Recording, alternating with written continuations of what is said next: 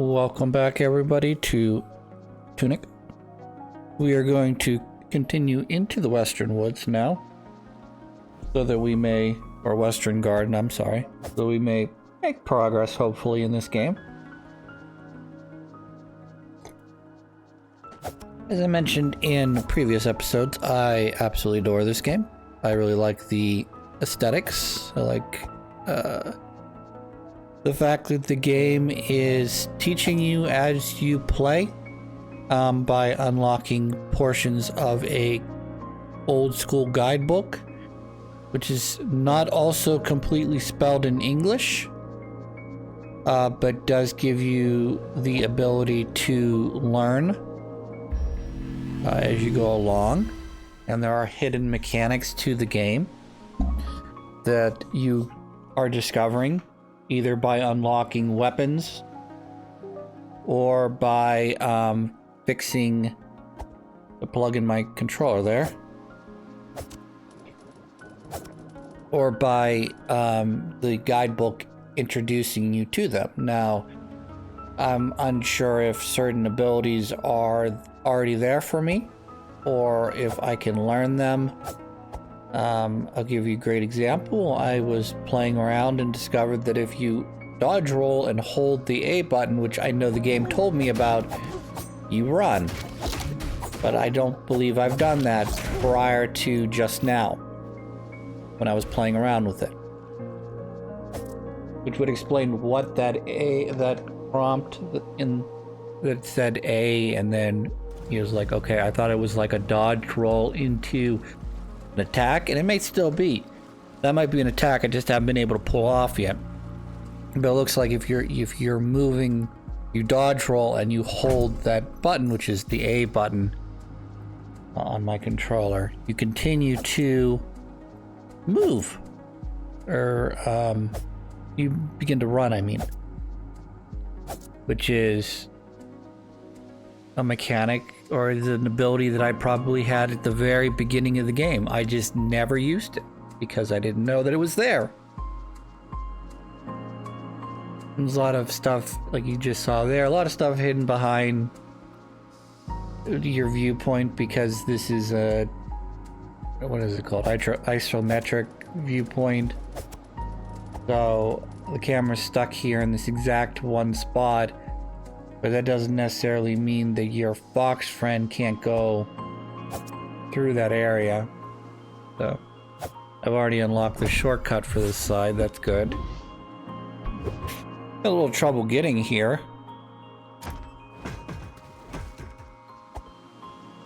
And I know there's stuff that I haven't done yet that I need to go back and look at again.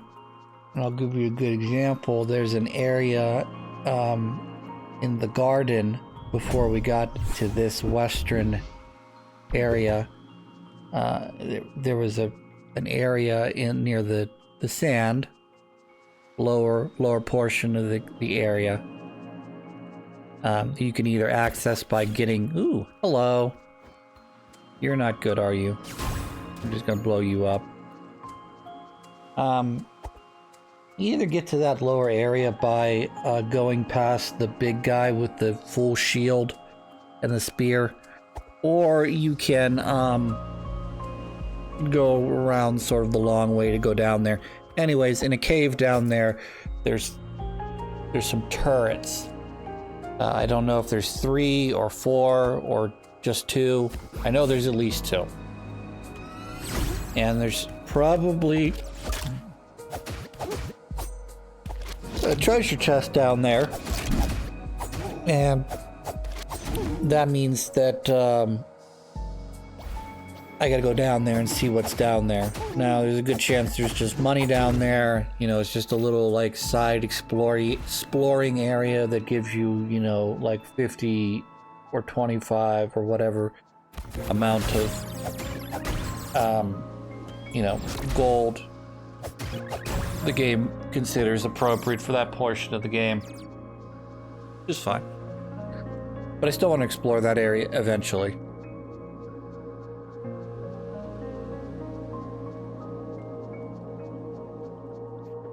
There's probably other areas that I need to try to explore as well. And I may or may not be successful in doing that. Not a big fan of these green crocodile looking things with 2 legs. This is something right out of Spore, I think. Like, why would you... I want to say, why would you evolve like that, where you only have 2 legs and a giant mouth? Because I feel like you wouldn't be very well balanced on 2 legs, you know? And that if you were to, say, like, get your 1 foot stuck, you couldn't use your... be harder to use your 1 good foot to unstick yourself. Whereas if you have 3 legs, or 4 legs rather, it's easier to pull a stuck limb out and it's easier to balance. But I suppose you could say that about a 6-legged alligator instead of a 4-legged alligator. And just how many legs do you need?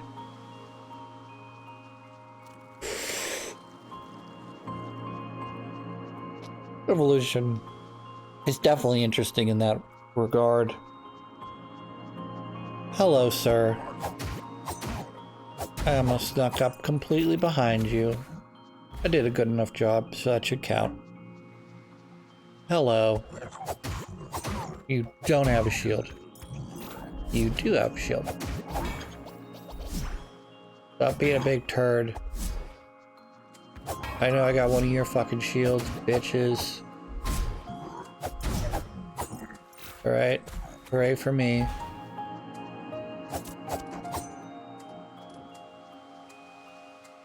I appreciate that your sprite, you know, it always shows you've got your sword and your shield out, but whenever you actually put your shield up to block, the shield like gets like actual size. It doesn't looks very small in this case, but when you pull it out, it actually looks like a big shield, if you will, like a full body shield, even though it's kind of not designed to be that. It's more designed to be like a what they call a kite shield or a parrying shield.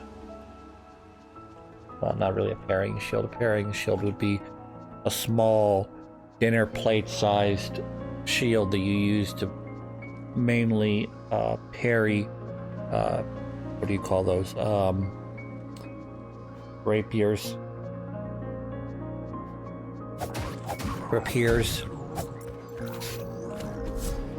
Slice. Alright, that's fine. We traded there. Alright, I took damage. Unnecessary damage. Alright, we've cleared those guys out. There's another guy over here with some crocodiles. They're big and strong and scary. Don't you chomp me. Oh, I'm getting chomped. I'm gonna die.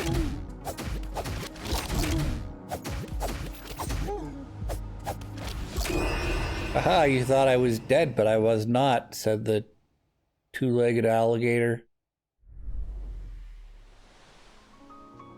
Yes, I know there's a difference between a crocodile and an alligator, but in terms of me talking about a thing that is green and has a big fucking mouth, I'll be using crocodile and alligator more or less interchangeably. What a croc.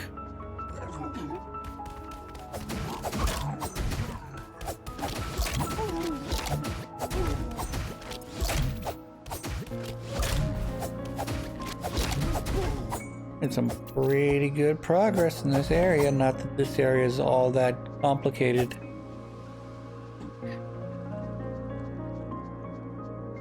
Bing, bing, bing, bing, bing, bing.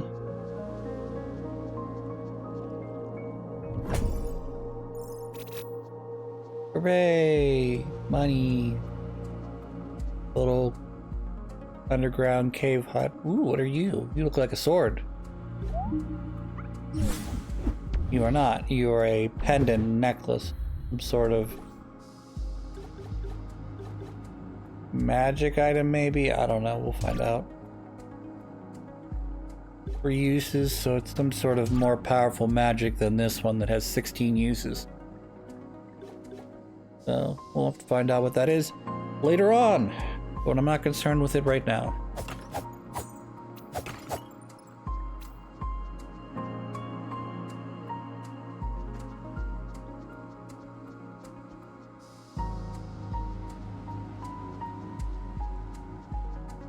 I enjoy the mystery of this as well. Like I said earlier, I like half the fun of this game is the mystery of it. And like I feel you could very easily in this day and age just kind of be like, okay, internet, tell me what I need to do. Okay, internet, tell me what I need to do next. Please find me the most optimal route to get to the overpowered weapon that you're really not supposed to actually bumble into until you get to the oh boy, you know, the 90% mark of the game. Like I joked in the Halo series is that I played like how long to shotgun, which, you know, in Halo 1 it's you don't get the shotgun until very late in the game. Well, relatively late. It's about what I want to say it's roughly past the 50% mark. Maybe a little bit even farther than that. But that weapon's like really good. So like you don't really worry about the fact that it's, you know, past the 50% mark, because you're like, yeah, this is a good time to dole out a shotgun. Whereas in other Halo games, they'll at least give you a taste of a shotgun earlier in the series. You won't be able to carry it over, mind you, but you'll get a flavoring, you'll get a tickling of it. And I've seen people where they're like, okay, how long to most powerful weapon, you know, like how quickly can I get, say, the Master Sword or what have you, and then like people put together like speedrun guides to get you there. Hello, Mr. Boss, Garden Knight. Now, the one problem with the stamina is if you don't drop your shield, you don't regain your stamina. And if you dodge too much, you use up all of your stamina. And the beauty that the game has taught me is that if I have all my stamina used up, I'm more likely to take damage than if, percentage-wise, than if I had a full gauge. So, I'm going to die here because I have no more healing items. And I don't kind of want to throw some bombs at it, but I'm not sure that's going to be the best situation. It does not seem to be doing all that much damage. So what we're going to do now is we're going to backtrack, because I want to see if there's any upgrade material I can find or use, like increasing my strength or increasing my defense, or, you know, smelling like fresh cinnamon buns. I don't know. Had kind of a bizarre dream. Well, I had a couple of really bizarre dreams last night. On the one hand, I felt like I was like on vacation with my parents again, but it was in like the most boring, stuffy, like to-do place on earth. It was like kind of like a club, if you will. And at the same time, it was a very like haughty, sort of expensive place where, you know, looks and history matter more than a lot of other things do, like old money sort of stuff. But that was a very boring dream, because it was like I was basically, initially I was in the game, I was in the place. Eventually the dream kind of shifted to be more like oh, you're watching a movie now. And it had some like really good, like,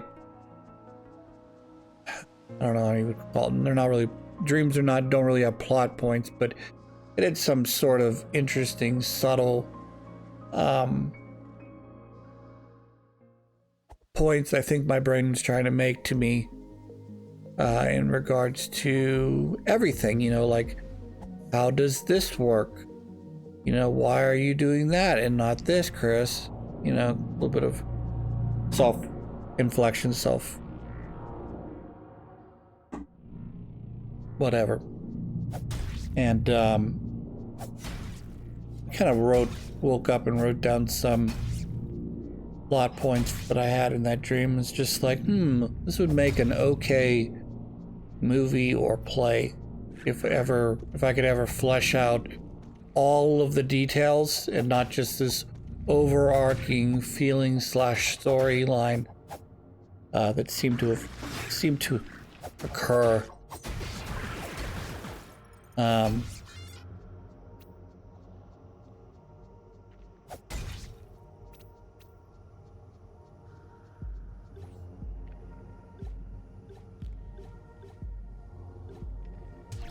And I had a second one, and I can't remember what it is now. I was going to talk about it, and then I got kind of distracted by me explaining my first dream.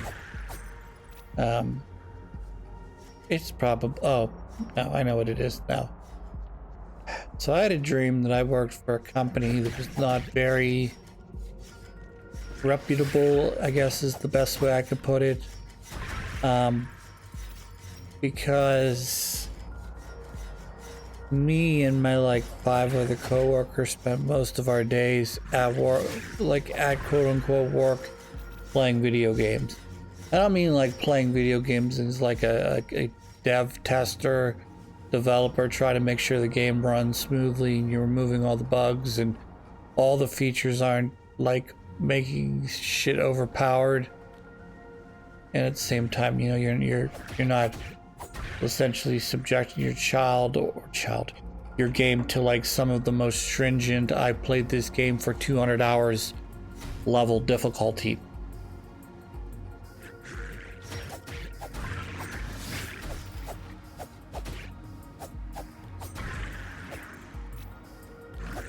So I remember that being sort of weird because I don't go to work to sit around and play video games all day. I go to work to actually get stuff accomplished. And, what I get accomplished is one of many facets that is important to keeping a business running. You got to have materials. You have materials, you have to have money to pay for materials. So you have to turn around and sell items as a product. And you have to make the product with physical labor and parts and secondary things that are non-parts, non-inventory related, like pens and paper and, label stickers for the different items that go out of our shop labeled. And what else? There's other stuff, I guess, that's unrelated. And then all that stuff's gonna be factored together, and then you have to pay that bill at the end of the month. Preferably, and I know this is just me talking on my butthole because I'm not the one who's paying the bills per se. I would like it if we pay our bills, on time is always great, but early would be sweet. For instance, if a bill is due, say November 30th, instead of waiting for the 30th November to roll around and make that payment, why don't we just run all the payments for the week on a Tuesday? Anything that is not past due, if you will, but say is 26, 27, 28 days, we're paying those up front so we don't get hit with any possible late fees, which of course, when you're paying stuff, instead of paying stuff after on terms, i.e. net 15, net 30, you pay for the whole thing after 30 days.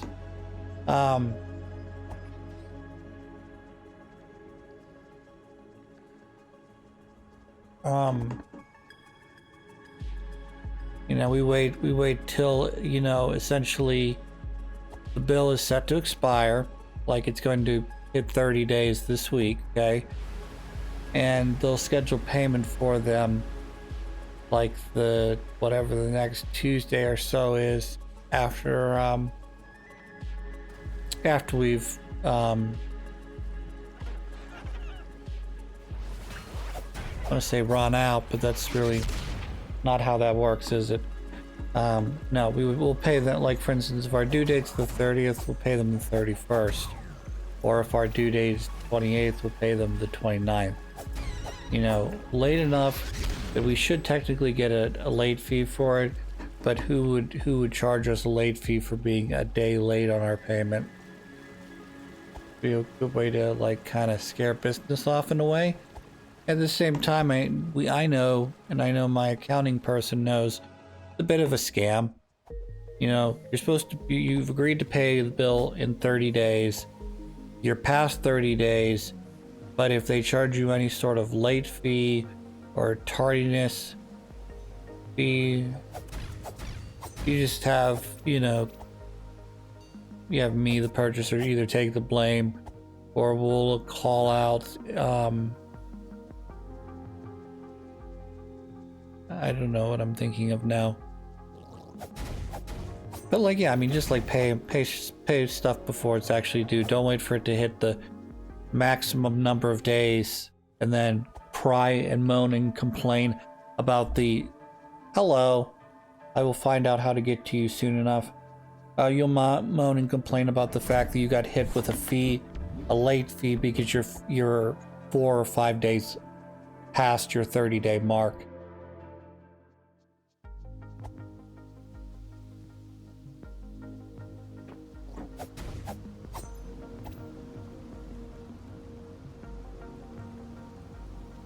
Like I said, we're kind of just backtracking right now. It's going to be a little while. Because I'm not only backtracking, but I'm also going to take a look around a little bit to make sure I didn't miss any, like, secret pathways or shortcuts, etc. And some of them I know probably be opened up later. So, you know, if you see an alternate path that I don't go down, or I somewhat explore an area, but then I don't like fully grasp the whole amount of the area. Like I walk into a room, there's a treasure chest for some reason, and I go, okay, I'll come back and get that treasure chest, and I never do because I forgot, got distracted, whatever you want to call it. Go this way. 1, 2, 3, 4. One more. Good job, Chris. Now get out of the way. Good job. All right. We're gonna go down here, down the ladder, up, out and around onto the beach, and I gotta find the cave that has hidden shit in it. This clearly has a turret, though. Oh, I haven't been to this island yet. That's interesting. The whole fucking treasure chest I haven't gotten yet.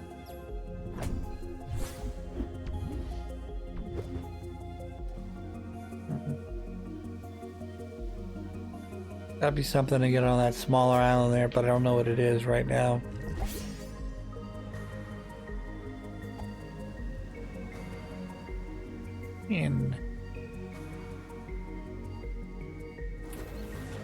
Okay, we're gonna go in here. This is the cave I was talking about with the turrets. There's one to the left, one to the right that I can see right now.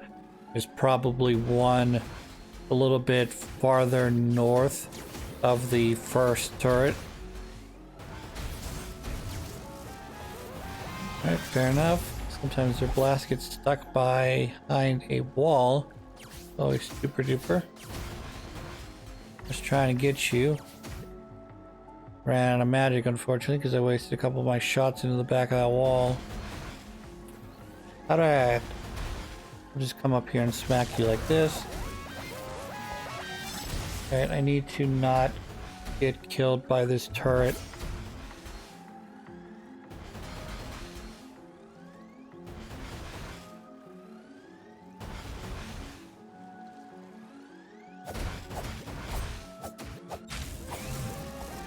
Congratulations, Chris. You've reached the treasure. What's in the treasure? An hourglass. See what that does. I don't think I can throw it. I think I could throw that in the bonfire. I don't think. Alright, well, I guess we'll head back then.